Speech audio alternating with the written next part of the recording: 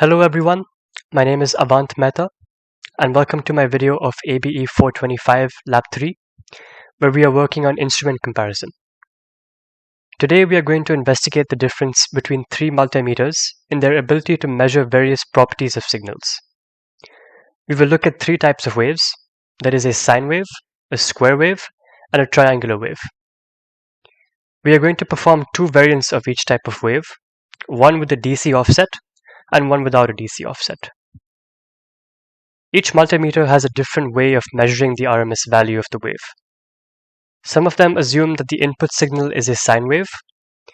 In this case, the multimeter will measure the peak-to-peak value and half it to get the amplitude, and then divide by the square root of 2 to obtain its RMS value.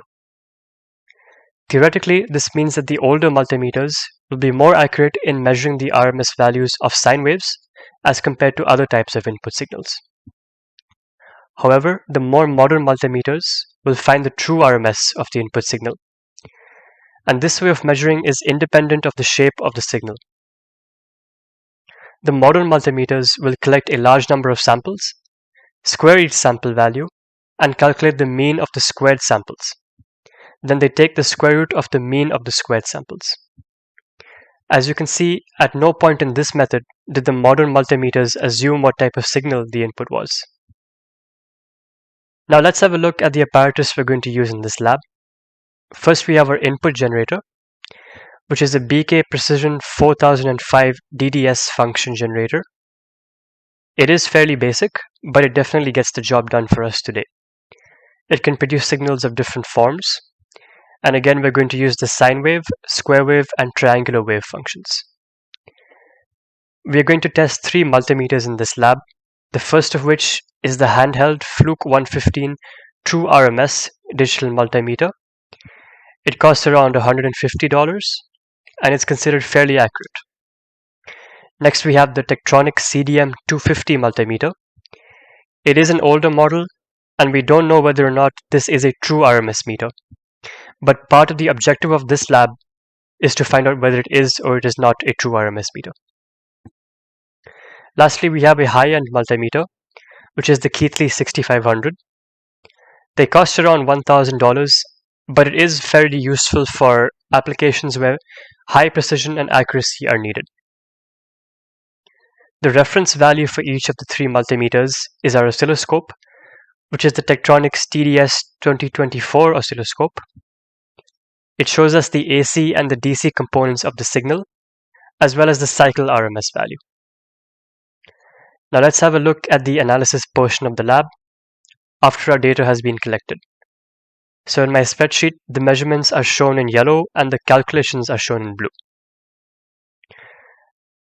In each case, the peak-to-peak target was 10 volts, the target amplitude was 5 volts, and for each form of wave, we performed one test without an offset and one with an offset of 5 volts.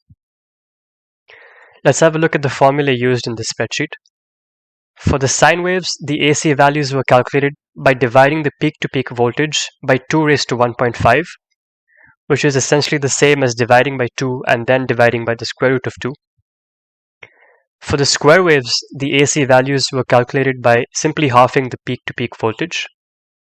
And for the triangular wave, the AC voltage was calculated by dividing the peak-to-peak voltage by 2 and then by the square root of 3. In column O, the composite values were calculated by squaring the AC value and then adding it to the square of the DC offset and then square rooting. For each measurement, the error was determined using the value calculated from the oscilloscope's measurement. This allowed me to find the average error for each multimeter.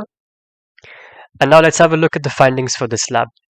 First of all, it's clear to see that the Keithley 6500 performed the best of the three multimeters, with its average absolute error being about 2%. And this was expected since it's the most modern and the most expensive multimeter we're using today. The Fluke 115 True RMS meter was the next most accurate, with an error of about 3.02%. And finally, we have the Tektronix meter with an average error of 4.35%. One key finding was that the Tektronix CDM 250 multimeter was able to measure the sine wave AC value with less error than it did the square wave and the triangular waves. Secondly, this meter was also the least accurate of the 3 meters, with an error of 4.35%, and that's more than 1% higher than that of the fluke meter. Another finding was that the Tektronix meter was not able to measure the triangular wave accurately. It had an average error of over 6% for the triangular waves. And all of these points serve as evidence that this multimeter is not a true RMS meter. And that concludes my video. Thank you so much for watching.